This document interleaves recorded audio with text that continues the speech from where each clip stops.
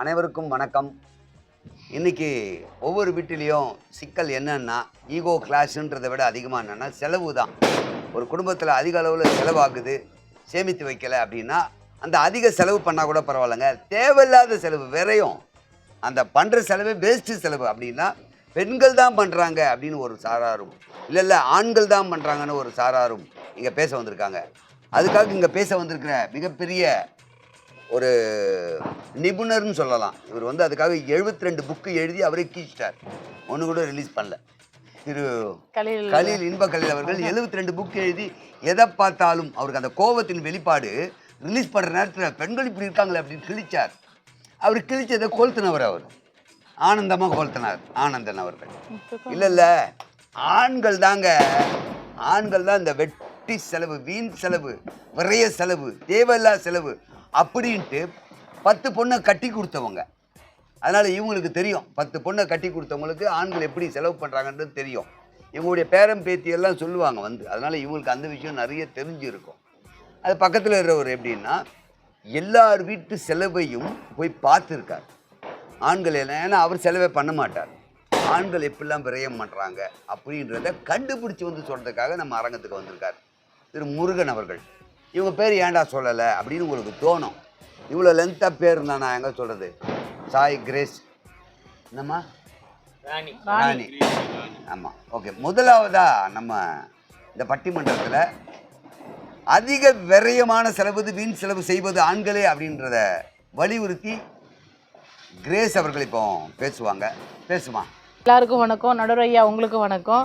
அதாவது இன்று தலைப்பு வந்து ஆண்கள் விரைய செலவு செய்கிறார்களா, பெண்கள் விரைய செலவு செய்கிறார்களா சொல்லிட்டேம்மா ஏற்கனவே. இருந்தாலும் தலைப்புக்கு ஏற்ற மாதிரி என்னோட கருத்து என்னன்னா ஆண்கள் தான் விரைய செலவு செய்கிறாங்கன்னு என்னோட எண்ணம். ஏன்னா உன்னுடைய தனிப்பட்ட எண்ணத்தை வச்சு நீ தான் இது பொதுவாகவே எல்லா பெண்கள், பல பெண்களுடைய எண்ணங்களும் இதை தான் நான் சொல்ல போகிறதா தான் இருக்கும். அதை நான் சொல்லிடுறேன். இப்போது நடுவர்களே தீர்ப்பு எங்கள் பக்கம் வரணுன்று தாழ்மையுடன் கேட்டுக்கொள்கிறேன். இல்லை, நான் சொல்ல போகிற கருத்தை நீங்கள் மனசில் வச்சுட்டு எங்களுக்கு எங்கள் பக்கம் பதில் சொல்லுமாறு கேட்டுக்கொள்கிறேன். அதாவது வந்து விரைய செலவுனா ஆண்கள் தான். பார்த்திங்கன்னா ஒரு ட்ரெஸ்ஸு ஒரு ஆஃபீஸ் போகிறாங்க, ஒரு ட்ரெஸ்ஸை எடுத்துகிட்டு அந்த ட்ரெஸ்ஸு ஒரு வாரம் கூட போட்டிருக்க மாட்டாங்க. அடுத்தது இது ஃபிட்டு சரியில்லை, இந்த இடம் சரியில்லை, அடுத்தது இன்னும் 2 எடுக்கிறது. அப்புறம் பார்த்திங்கன்னா பர்ஃப்யூம், அதெல்லாம் ஒன்று இருந்தால் பத்தாதா, எக்கச்சக்க பர்ஃப்யூமு. அது இல்லாமல் தம் அடிக்கிறது, ஸ்மோக்கு, அப்புறம் ஸ்மோக்கு, அது எவ்வளோ, அதுக்கப்புறம் ட்ரிங்க்ஸு, இந்த மாதிரி சொல்லிகிட்டே போகலாம் நடுவர் அவர்களே. இன்னும் பார்த்தீங்கன்னா ஒரு வீட்டுக்கு ஒரு தேவையான பொருள் ஏதாவது வாங்கணும்னு வச்சுக்கோங்களேன், தேவையே இருக்காது, ஆனால் இது அவசியம்னு வாங்கிட்டு வந்து வீட்டில் வச்சுருவாங்க. அதனால் நான் என்ன சொல்ல வரேன்னா, எங்கள் பக்கம் நாங்கள் தான் பார்த்து நிதானமாக யூஸ் பண்ணுறோம், பெண்கள் தான் சொல்லிட்டு எங்கள் பக்கம் ஆண்கள் தான் அதிகமாக செலவு பண்ணுறாங்க. ஒரு அருமையான கருத்து பதிவு பண்ணியிருக்காங்க. அது வந்து எல்லாராலையும் இருக்கக்கூடிய ஒரு விஷயந்தான். என்னென்னா தம் அடிக்கிறது, தண்ணி அடிக்கிறது அப்படின்ட்டு. மீதி 2 சொன்னாங்க, அவங்க சொன்னதுக்காக நடுவராக உட்காந்து தொலைச்சிட்டேன், அதனால் ஒத்துக்கிறேன். ஆனால் அது உன்னோன்பாடி எனக்கே இல்லை.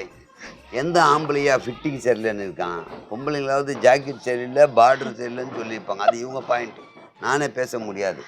ஆம்பளை எப்படி இருந்தாலும் போட்டு போவான், ஆஃபீஸ்க்கு தான் அவன் போட்டுன்னு போனால் கூட பரவாயில்ல, அவன் சம்பாதிக்கிறதுக்காக போட்டுன்னு போகிறான். கரெக்டாக பிறந்த நாளுக்கு, கல்யாண நாளுக்கு, சித்தப்பா கல்யாணத்துக்கு, பெரியப்பா கல்யாணத்துக்கு, எல்லாத்துக்கும் ட்ரெஸ் எடுக்கிறவங்க பெண்கள் அப்படின்னு உங்களுக்கு நான் எடுத்து கொடுக்குறேன்னு நினைக்காதீங்க. அவங்க பேசுகிறதுல சில மிஸ்டேக் இருந்தாலும் அதெல்லாம் துணிமணியாக இருந்துடும். அவங்க சொன்ன பாயிண்ட் அதுதான், துணிமணியாக வீட்டில் இருந்துடும். ஆனால் குடித்து உடம்பையும் கெடுத்து செலவையும் பண்ணி கடனையும் வாங்க வைப்பது ஆண்களே அப்படின்னு ரொம்ப விவாதத்தை ரொம்ப ஸ்ட்ராங்காக வச்சுருக்காங்க. இதை மறுத்து பேசுகிறதுக்காக ஒன்றுமே இல்லைங்க, என்னால் பேச முடியாதுங்க, அவங்களுக்கே கொடுத்துருங்க அப்படின்னு சொல்லாமல் இல்லை பேசுவேன் அப்படின்னு உட்காந்துருக்காரு பாருங்க இன்ப கலீல் ஐயா அவர்கள். சொல்லுங்க ஐயா. நடுவர் அவர்களே, அனைவருக்கும் வணக்கம் அப்படின்னு சொல்லிலாம் நான் ஆரம்பிக்க விரும்பலை. ஏன்னா ஆரம்பத்திலேயே ஆண்கள் வர்க்கத்தை அசிங்கப்படுத்திட்டாங்க. என்ன நடுவர் அவர்களை பேசுகிறாங்க புஷ்பராணி அவர்கள், இல்லை என்ன பேசுகிறாங்க, தமிழ் தான். கம் அடிப்பாங்களாம், தண்ணி அடிப்பாங்களாம், என்னம்மாவா நடுவர் அவர்கள் ஆண்கள் வர்க்கத்தை அசிங்கப்படுத்துறாங்க. ஒரு டீ டோட்டலரு 2 பேர் நாங்க இருக்கிறோம், ஒரு 4 பேர் உட்காந்துற அரங்கத்திலேயே நம்ம நீங்க இருக்கீங்களா இல்லையா, அவரு ஏன்பா நீ எதனா பழக்கம் இருக்கா, டபுள் டீ டோட்டலர் இருக்கா இல்லையாப்பா, என்ன எதுவுமே ஆட்டாம இருக்காரு, தூங்குறாராங்க அவரு. ஏங்க அது உனக்கு எங்க கஷ்டம், பேசும்போது பேசுவாருங்க. நீங்க உங்க நடுவர் அவர்களே 4 பேர் இருக்கும் அரங்கத்துல, நம்ம கேமராமேன் தம்பி முத கொண்டு யாருமே அந்த பழக்கத்துக்கு நாங்க ஆளாவல. எங்களை எப்படி அவங்க அந்த மாதிரி பேசலாம்? அப்படி ஒன்றும் தனியா சொல்லல, இன்றைய ஆண் வர்க்கத்தை பத்தி பேசலாம். அதுதான் நடுவர் அவர்களே, அந்த மாதிரி நிறைய பேர் அப்படி இல்லைன்னு நான் சொல்ல வரேன். சரி, இவங்க மட்டும் ரொம்ப இது யோகியமா? நடுவர் அவர்களே, நான் பர்ஃப்யூம் போடுறாங்களாம், சென்ட் போடுறாங்களாம். ஏன் இவங்க மேட்சிங்கா சாரிக்கு ஏத்த மாதிரி இந்த மாதிரி கேள்வி கேட்டு தொலைச்சா பட்டிமன்றமே வேற மாதிரி போய் நிக்குமா? மேட்சிங்கா பெண்கள் தான் பண்றாங்கன்னு பேசல அவரு. நாங்க பண்ணலன்றதே விவாதம் 1/2 மணி நேரமா பண்ணுக்காரு. நல்லா தொடங்கி வச்சே நீ பேசு தம்பியே. நடுவர் அவர்களே, நீங்க திசை திருப்பாதீங்க. திருப்புறேன். நடுவர் அவர்களே, ஆண்கள் வீண் விரயம் செய்யவில்லை, நான் அடித்து சொல்லுவேன். இப்போ அடுத்த தெருவுல நம்ம அனலைஸ் பண்ணிக்கலாம். பெண்கள் எப்படி பண்றாங்கன்னு நீங்க சொன்னீங்கன்னா அதுதான் இப்பதான் நடுவர் நான் உள்ள வரேன். அடுத்த தெருவுல பள்ளிக்கூடங்க, ஸ்கூல் வேன். ஏங்க நானே ஒரு பாடல் எழுதியிருக்கேன். பக்கத்து தெருல தான் ஸ்கூல் இருக்கும். ஆனா இவங்க என்ன பண்றாங்க, ஸ்கூல் வேனுவை இந்த ஸ்கூல்ல தான் சேரு, இந்த புத்தகத்தை வாங்கி கொடு, இந்த பென்சிலை பேனா வாங்கி கொடு, இந்த ட்ரெஸ்ஸை வாங்கி கொடு. என்ன நடுவர் அவர் இது விரையம்னு எப்படி சொல்றீங்க? அந்த குழந்தையினுடைய கல்வி தகுதிக்காக, அந்த குழந்தை லக்ஸரியா போயிட்டு வர்றதுக்காக, அந்த குழந்தை படிப்பதற்காக, அந்த குழந்தை எழுதுவதற்காக சொல்லிருக்காங்க. எப்படி விரையம்? நடுவர் அவர்களே, நாங்க அந்த மாதிரி படிக்கலையே. நாங்க ஒரு நல்ல அந்தஸ்துல இருக்கிறோம், நல்ல உத்தியோகத்துல இருக்கிறோம். எங்க தாய் தந்தையர்கள் எங்களை அந்த மாதிரி எல்லாம் ஒரு லக்ஸரியான வாழ்க்கை எங்களுக்கு வாழ வைக்கலையே. அதனால அதே வைத்த உங்க கொஞ்சம் கஷ்டப்படுத்துவீங்களா? அவங்க கேக்குறாங்க. அது கஷ்டம் என்பது இல்லை, ஆண்களுடைய கஷ்டத்தை புரிந்து கொள்ள வேண்டும். நடுவர்களே, சாயிகிரஸ் புஷ்பராணி அவர்கள், ஆண்கள் படும் கஷ்டம். நடுவர்களே, மரத்திலே காய்க்குது பணம் மரத்திலே காய்க்குது இல்ல, உழைக்கணும். உழைச்சாதான் சம்பாதிக்க முடியும். ஒரு ஆண் எப்படி கஷ்டப்பட்டு உழைச்சி வீட்டுக்கு எடுத்து போடுறான், அதை எப்படி பார்த்து செலவு பண்ணும். அப்படின்னு தான் செலவு பண்ணணும். வீண் விரயம் எதுக்கு ஏத்தாலும் எக்ஸ்ட்ரா. இது வாங்கு, இது சரியில்லை, எனக்கு டிவி வாங்கி கொடு, ஃபேனை வாங்கி கொடு, ஏசி வாங்கி கொடு. என்ன நடுவர் அவர்களே, இது எக்ஸ்ட்ரா நான் சொன்னா கூட, இது அத்தியாவசிய பொருட்கள் என்றா கூட அது இல்லாம வாழலாம். ஆண்களை மேலும் மேலும் மேலும் ஏன் கடனாளி ஆக்குறீங்கன்னு தான் நான் கேட்கறேன் நடுவர் அவர்களே. அருமையான கருத்து. உங்க கருத்து பதிவு பண்ணிட்டீங்களா? ஆமா நடுவர் அவர்களே, அருமையான கருத்து தான் இவர் சொல்லியிருக்காரு. அதாவது என்னன்னா, இந்த பள்ளியில் தான் சேர்க்க வேண்டும் அப்படின்னு நினச்சிங்கன்னா அந்த பள்ளியினுடைய கட்டணம் என்ன, அது நம்முடைய கணவருடைய வருமானத்துக்கு உகந்ததா அப்படிலாம் பார்க்காம, என்னுடைய எண்ணம் என் குழந்தை இங்கே தான் அதாவது நம்ம குழந்தை இங்கே தான் படிக்கணும், இந்த வேனில் தான் போகணும், இதுதான் பண்ணணும் அப்படின்னு நிர்பந்தப்படுத்தினா அது விரயம் தானே அப்படின்னு நல்ல வாதத்தை தான் வச்சுருக்காரு. இருந்தாலும் இவர் வாதத்தை அப்படியே ஏற்றுக்க முடியும் அப்படின்னு நான் ஏற்றுக்கிட்டாலும் எதிரணியில் வரவங்க ஏற்றுக்க மாட்டாங்க. அது எப்படி விவாதம் பண்ணாமல் இருக்க முடியும்ட்டு. அதனால் அவருடைய விவாதத்தையே நம்ம பேசிட்டு போனோம் வச்சிங்களேன், தெளிவாக தெரியும். முருகன் அவர்கள் நிறைய விஷயங்கள் பேசியிருக்காங்க. அவரெல்லாம் இங்கே பேசுனதே கிடையாது. ஏன் தெரியுமா இங்கே பேசுனதில்லை? இங்கே யாரும் பேச சொல்கிறதில்ல. அப்படி பேச வாய்ப்பு கிடைத்தால் பேசுவார். அதிக வீண் செலவு செய்வது ஒரு ஆணே சொல்கிறார், ஆண்களே அப்படின்னு. அதனால் அவர் நம்ம மேற்கோளிட்டு பார்க்கும்போது ஒரு ஆணினுடைய விரயமான பணம் எவ்வளவு போதுன்னு அவர் தெளிவாக சொல்லுவார் இல்லையா? அவர் என்ன சொல்கிறாருன்னு கேட்போம். சொல்லுங்க முருகன் சார்.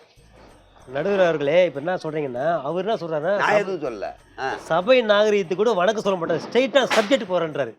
அப்படிலாம் இல்லை, சபை நாகரிகமா நேயர்களுக்கும் ஆடியன்ஸுக்கும் நான் வணக்கம் சொல்லிட்டு மரியாதைக்குரிய வணக்கம் சொல்லிட்டு நான் தொடங்குறேன். என்னுடைய நல்ல பட்டிமன்றம் பெண்களால் விரயமா ஆண்களாக விரயமா பணம் சொல்லியிருக்காங்க. ஆனால் இவர்கிட்டே தொடங்குறேன். இப்போ இருக்கிற இளைஞர்கள் என்ன பண்ணுறாங்கன்னா, காதுல கடுக்கும் போட்டுக்கிறான், அதுக்கு ஒரு செலவு, டேட்டின்னு ஒன்று குத்துக்கிறான். அந்த டாட்டு பெண்கள் குத்துறதே கிடையாதுங்க. அருமையான தகவல் பதிவு பண்ணீங்க. அப்போ அது ஒரு 2000 ரூபாங்க. ஒன்று எதனா பேர் குத்துனா 5 ரூபாய்.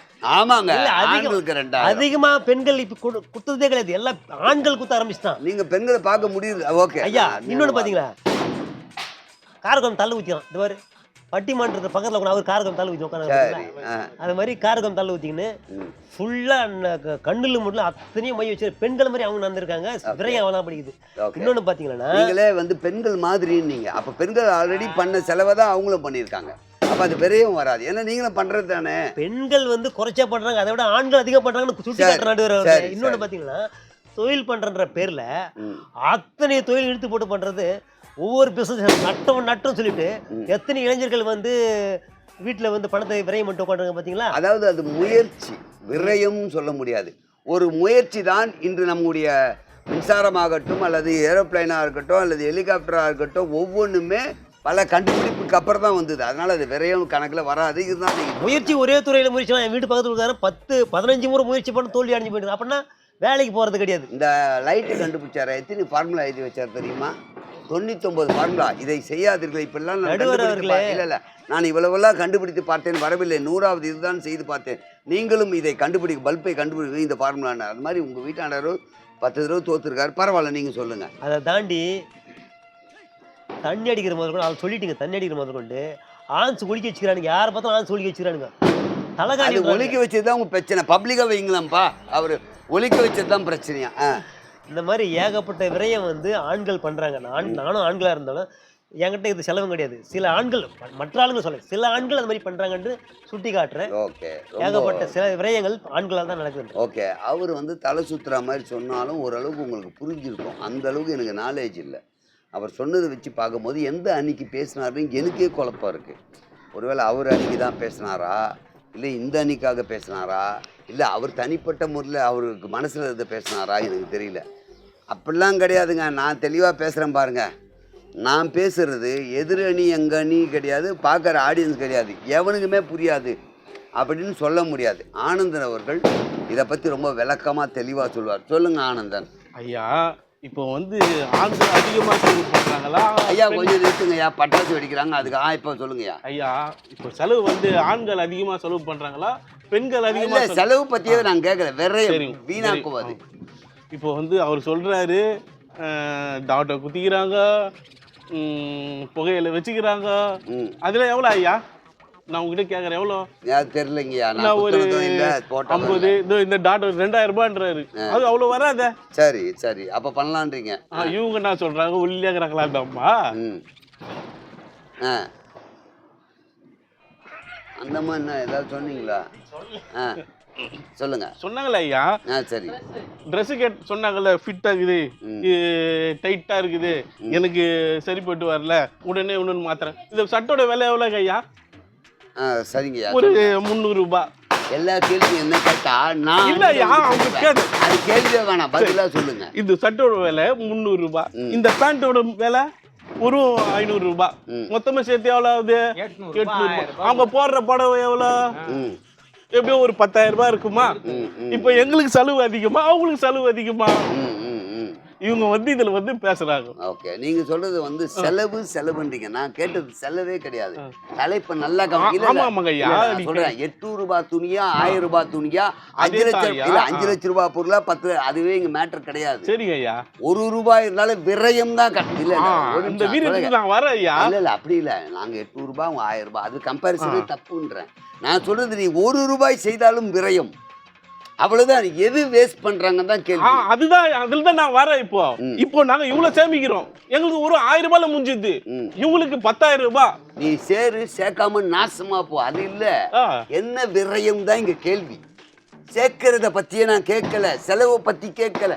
விரயம் என்பது வீணாக்கும் பணம் என்ன, இதுதான். அதான் அவங்க தான் வீண் பண்றாங்க. சரி, உங்க வாதத்தை சொல்லிடுங்க. அவங்க வீண் பண்றாங்க ஐயா.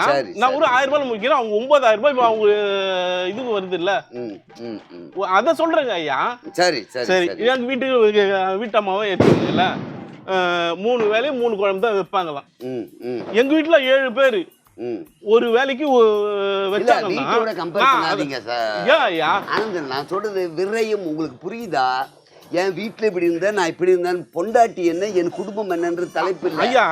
அதான் சொல்றேன். என் வீட்டுல 3 குழம்பு வைக்கிறாங்க, செலவுன்னு சொல்றது நியாயம்.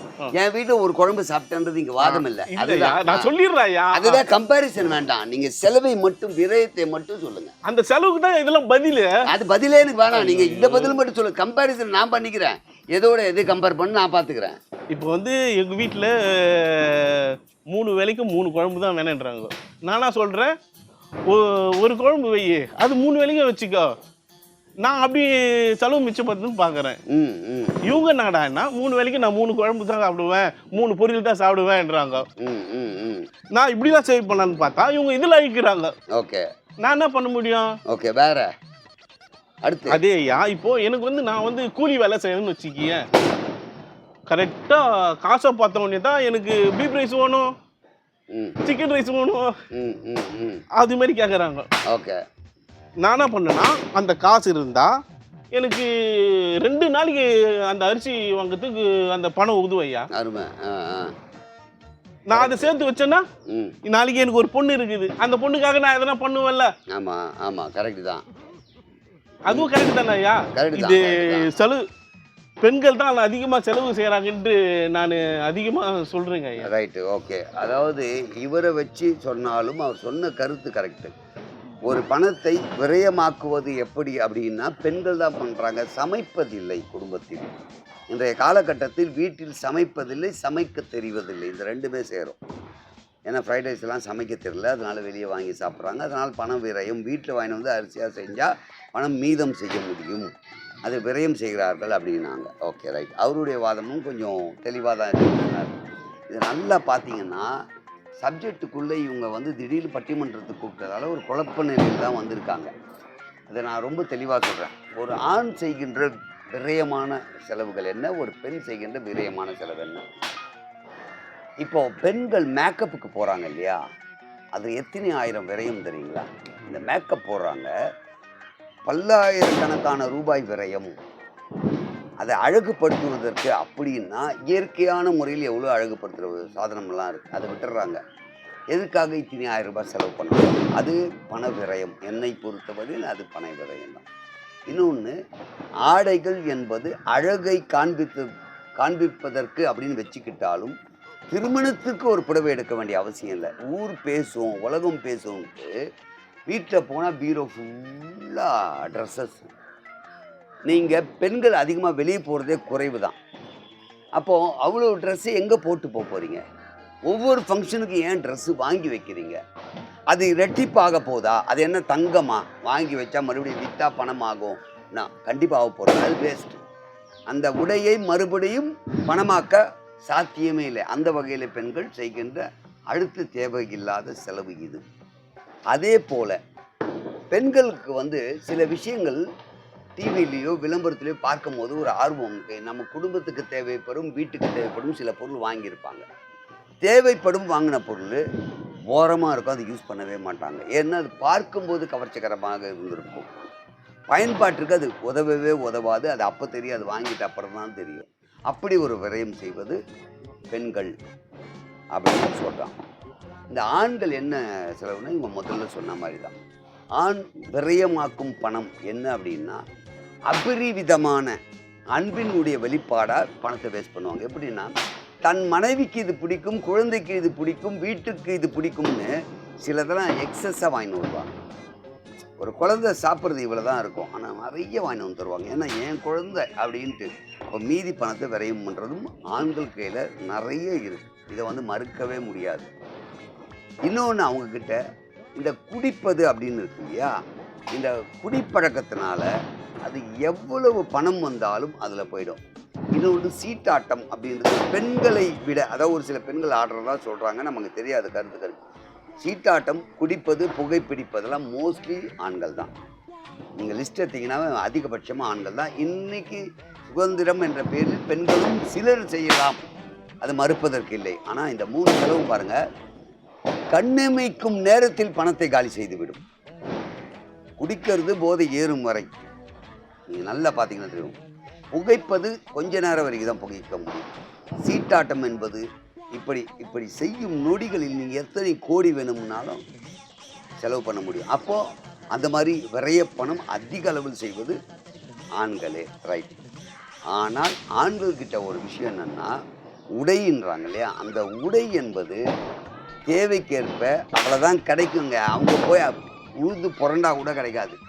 ப்ரௌனு, பிளாக்கு, ஒயிட்டு, ஷேடு, இது மாதிரி ஒரு 10-20 பேண்ட்டு தான் இருக்கும், அதை தாண்டி இருக்காது. சட்டை ஒரு 50-100 வெரைட்டி தான் இருக்கும், அதை தாண்டி இருக்காது. புரியுதுங்களா? ஆனால் பெண்களுக்கு எவ்வளவு டிசைனில் சாரீ வந்தாலும், எவ்வளோ கலரில் வந்தாலும் அடுத்த கலர் அப்டேட்டாக எடுத்துக்கிட்டே இருப்பாங்க. பெண்கள் வந்து உடையில் கண்டிப்பாக வேஸ்ட் பண்ணுவாங்க. ஆண்கள் உடையோட கம்பேர் பண்ணிங்கன்னா அவங்க வேஸ்ட் பண்ண மாட்டாங்க. ஏன்னா அவங்களுக்கு உடை இவ்வளவு தான், அது நிர்ணயித்த உடை. அதே மாதிரி இன்னொன்று சொல்லுவாங்க, நகையில் சேர்ப்பது பெண்கள். 100% உண்மை. கொஞ்ச நேரத்துக்கு முன்னாடி சொன்னேன், நகையை விற்பனை செய்ய முடியும் இல்லையா, ஆடை தானே விற்க முடியாது. ஆனால் நகையின் மூலமாக ஒரு ஆணுக்கு எவ்வளவு செலவு வைக்கிறாங்கன்னா, ஒரு சவரன் உதாரணத்திற்கு 1 லட்சம் ரூபாய், அதாவது 70,000 ரூபாய் செய்கூலி சேதாரத்தோடு 1 லட்சம் ரூபாய், சரிங்களா? நீங்கள் அதை வாங்கி திரும்ப விற்கும் போது உங்களுக்கு எவ்வளோ வரும்னு நினைக்கிறீங்க? செய்கூலி சேதாரம் 30,000 ரூபாய் அவுட்டு. இந்த 70,000த்திலும் கழிச்சிட்டு தான் உங்களுக்கு கொடுப்பாங்க. இதில் ஜிஎஸ்டி பில்லு போச்சு. அப்போது நீ வாங்கிய கொள்முதல் 1 லட்சம் ரூபாய் கொடுக்கும்போது 65,000 ரூபாய் 70,000 ரூபாய் தான். 30,000 ரூபாய் கண்ணுக்கு தெரிஞ்சிடலாம். இல்லை,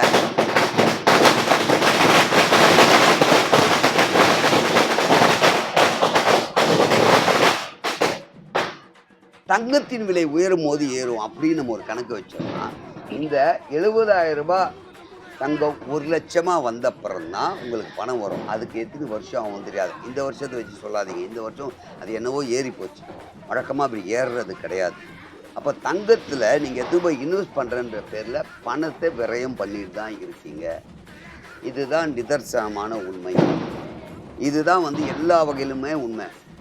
இதில் 2 பேருடைய விஷயத்தையும் பார்த்தீங்கன்னா, பெண்கள் சிறிதாக, அதாவது மேக்கப்பு, புடவை, தங்கம் இப்படி விரயம் பண்ணுறாங்க. ஆண்கள் குடி, புகைப்பது, சீட்டாடுவது இப்படி அவங்களும் விரயம் பண்ணுறாங்க. இந்த 2 பேருமே புரிஞ்சுக்கிட்டு இது விரய செலவு தான், இது வீட்டு செலவல்ல, இது தேவையான செலவல்ல, இதை சேமிக்க முடியும்னு இந்த கோட்பாடை 2 பேரும் கொண்டு வந்தால் நிச்சயமாக குறைக்க முடியும். இருவரும் சேர்ப்பவர்கள் தான், இருவரும் செலவு செய்பவர்கள் தான், இருவரும் விரயம் செய்பவர்கள் தான். அதிகபட்சம் குறைந்தபட்சம் என்று வைக்காமல் குடும்பம் நன்றாக இருக்க இருவருமே கலந்து பேசி இந்த விரை பணத்தை மிச்சப்படுத்தினால் குறைவோ அதிகமோ குடும்பத்திற்கு தேவைப்படும், பிற்காலத்திற்கு தேவைப்படும், குழந்தைக்கு தேவைப்படும், வயதான காலத்தில் அவர்களுக்கே தேவைப்படும். அதனால் இந்த விரைய செலவை கணக்கெடுத்து இன்று முதல் அமர்ந்து வீட்டில் என்னெல்லாம் பண்ணுறோம், ஏதெல்லாம் பண்ணுறோம் அப்படின்னு நீங்கள் பார்த்தீங்கன்னா மிச்சமாகவும். இன்னொன்று மளிகை பொருள் எடுத்துக்கணும். இந்த கணவனும் மனைவியும் உட்காந்து பேசணும் வீட்டில். இந்த மாதம் மளிகை சாமான் எவ்வளோ ஆகும் அப்படின்னு பேசினா என்ன மிச்சம் ஆகிடும் அப்படின்னா, நீங்கள் 2 பேரும் உட்காந்து பேசி நான் அந்த 15,000 ரூபாய் கொடுத்துட்டு மளிகை சாமான் வாங்கிக்கன்றது முக்கியம் இல்லை, நீ 15,000 கொடுத்துட்டு நான் வாங்கிறேன்றது முக்கியம் இல்லை. இது விரயமே கிடையாது.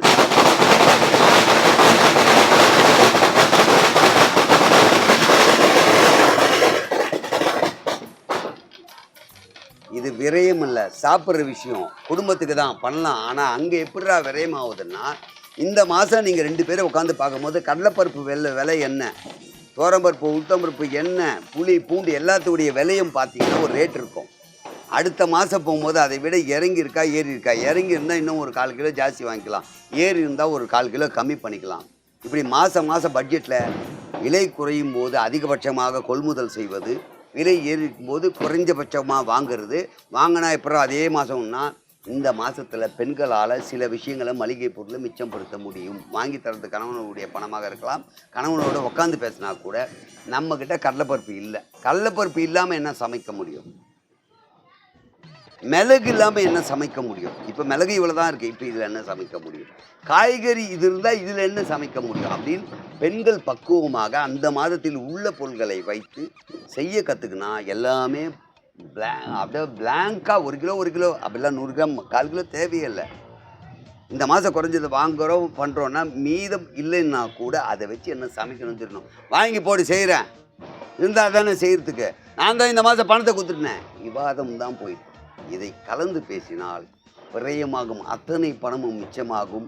குடும்பத்தில் நிச்சயமாக கடனோ லோனோ அல்லது அடுத்தவனோ நம்ம வீட்டு வாசலில் நிற்க வைக்காமல் இருக்கணும்னா குடும்பத்தை மெயின்டைன் செய்கிற கணவன் மனைவி இருவரும் அமர்ந்து மிச்சப்படுத்த முடியும் என்று சொல்லி விடைபெறுகிறேன். நன்றி, வணக்கம்.